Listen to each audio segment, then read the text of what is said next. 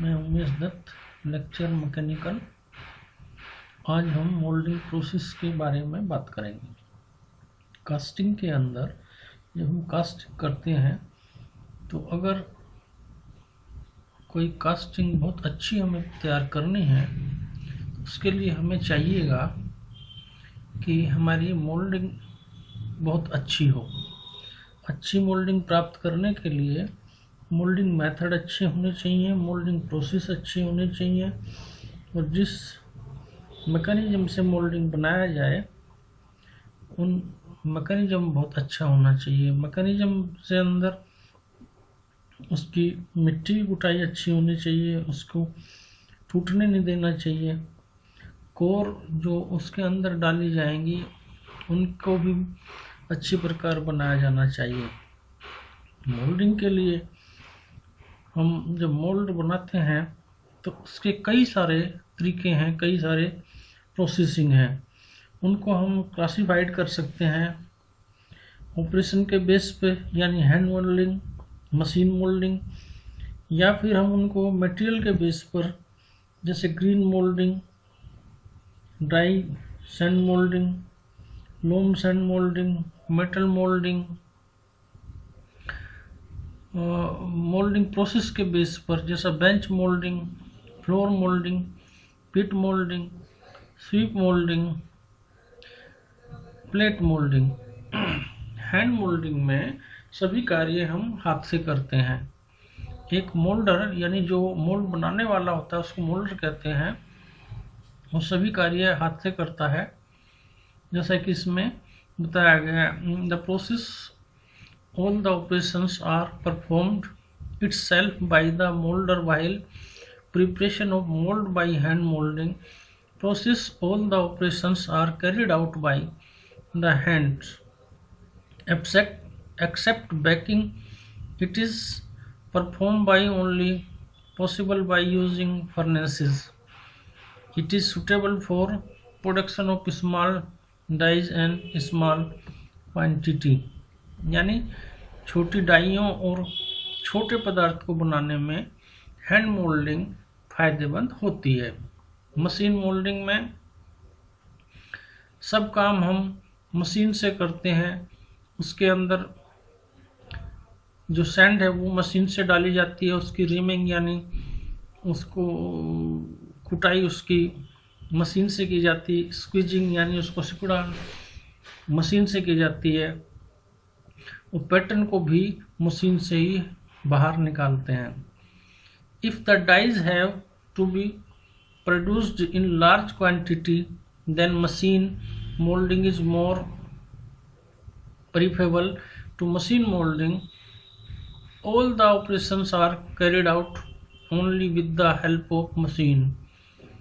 Although it seems cheaper for mass production of casting, following steps are involved during machine molding process: sand filling in mold box, reaming of sand, squeezing to carry out mold from the patterns. All these cannot be carried out over a single machine, but several machines are used to carry out these different operations. All these machines are treated as molding machine on the basis of process. These machines can be divided into two categories, like machine used for filling and ramming or sand, and machine used to carry out the mold from patterns. Squeezer machine कई प्रकार की होती हैं। उनमें मुख्यतः दो प्रकार की स्क्वीजर मशीन होती हैं, एक टॉप स्क्वीजर मशीन और एक बॉटम स्क्वीजर मशीन।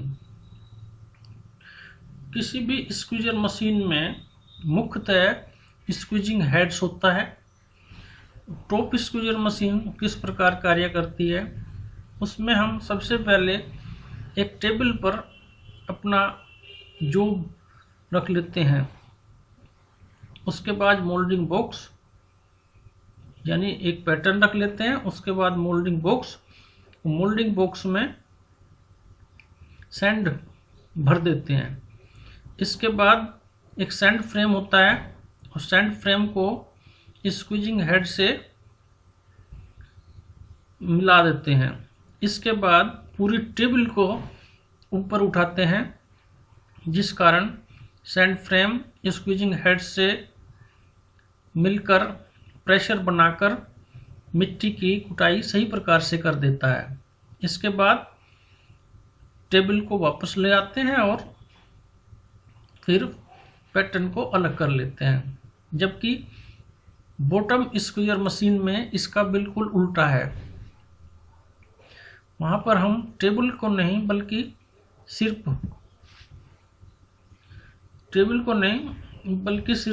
उस पैटर्न को और पैटर्न जिस प्लेट पर रखा होता है उसको ऊपर उठाते हैं, और जब वो इसको पूर्णतः स्क्वीज हो जाती है तो फिर हम उसको वापस ले आते हैं। इस प्रकार हम देखते हैं कि squeezer machine, top squeezer machine में in this type of operation casting patterns are placed as per the name. Molding box is placed at top and a frame of sand is also placed over it. Sand is filled in the molding box up to the neck. Work table is raised by the help of elevator, as a result of which the sand is rammed in the boxes very well. After that the work table comes down to the bottom position. जबकि bottom squeezer में in this type of machine pattern is raised with the work table. To raise the work table on elevator is used. After this the sand is entered in the frame, then the same is rammed. एक और machine होती है, उसको हम jolt squeezer machine कहते हैं। इसमें एक प्लंजर होता है।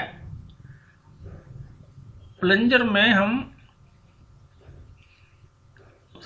सिलेंडर और स्प्रिंग की तरह से एक मैकेनिज्म बनाते हैं। उसके ऊपर एक वर्क टेबल रखते हैं चैनल के थ्रू, और सबसे ऊपर मोल्डिंग बॉक्स रखते हैं। मोल्डिंग बॉक्स को वर्क टेबल पर व्यवस्थित कर लेते हैं, जैसा कि चित्र में दिखाया गया सामने। उसमें एक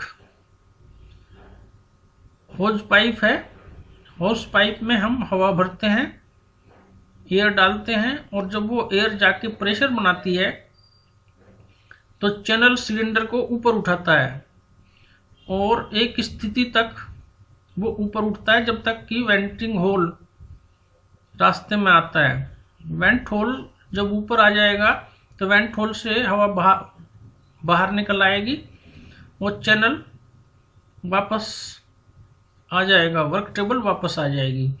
इस प्रकार की क्रिया को बार बार जल्दी करने से मिट्टी मोल्डिंग बॉक्स में जो मोल्डिंग सैंड है उसमें झटकों के वजह से ठुकाई होगी। स्प्रिंग भी उसमें नीचे लगा हुआ होता है जो उसके झटकों को बैलेंस करता है। जोल्ट स्क्वीजर मशीन को जरा देखिएगा। In this type of machine first pattern are placed over the work table, then after pattern are placed in the molding box and sand is rammed in it from all sides. There is a provision of hose pipe which help the compressed air for each up to the channel, as a result of which plunger itself with work table and pattern raised up in upward direction. Then after the supply of compressed air is stopped, as a result of which plunger itself comes to the bottom position. there is a provision of spring of the bottom of work table which makes it protective.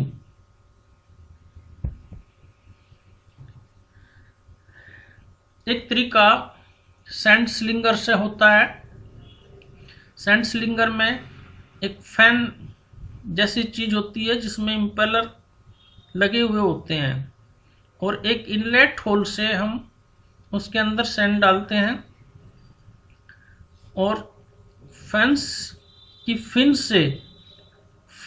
Fin से जो impeller head होता है उससे sand के कण pressure से pattern box में जाते हैं और वो फैल जाते हैं एक तरह से मोल्डिंग बॉक्स में बराबरली, इवनली।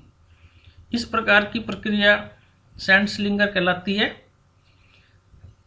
देखिए जरा, it means function is to squeezer the sand in the moulding box.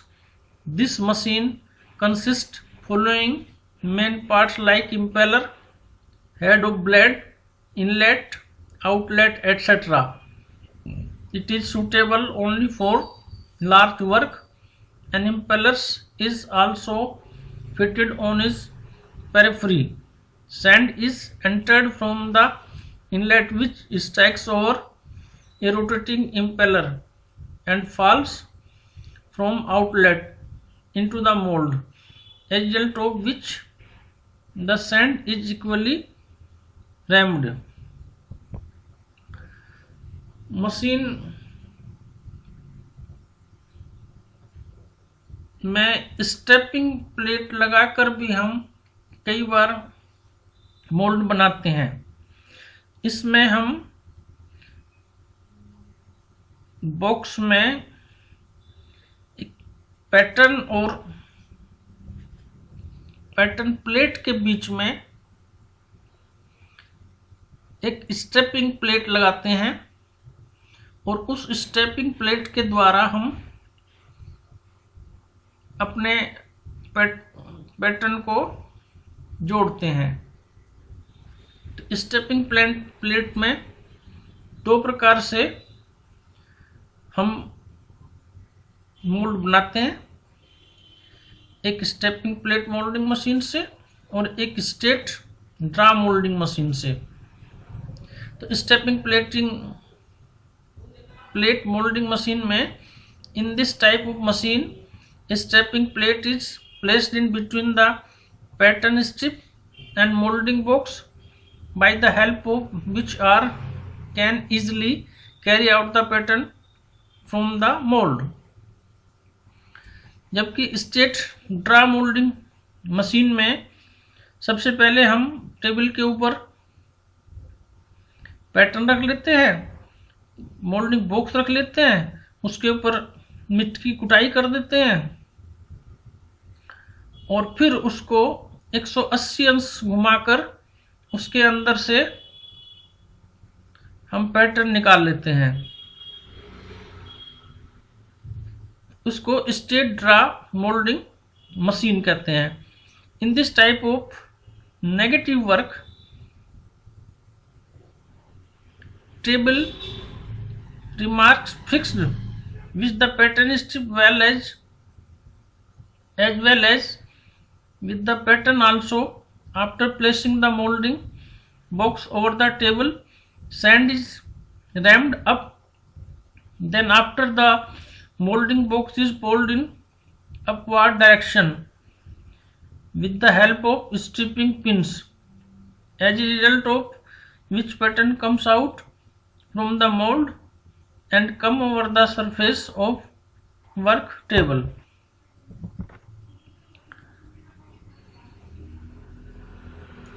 Turn over moulding machine में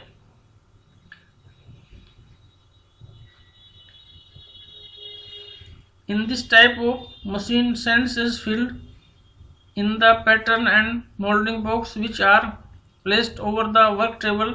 Then after this it is rotated up to 180, as a result of which pattern and plate raised and come over the table. Due to this pattern comes out from it. It is used for large mold only. Thank you. Third.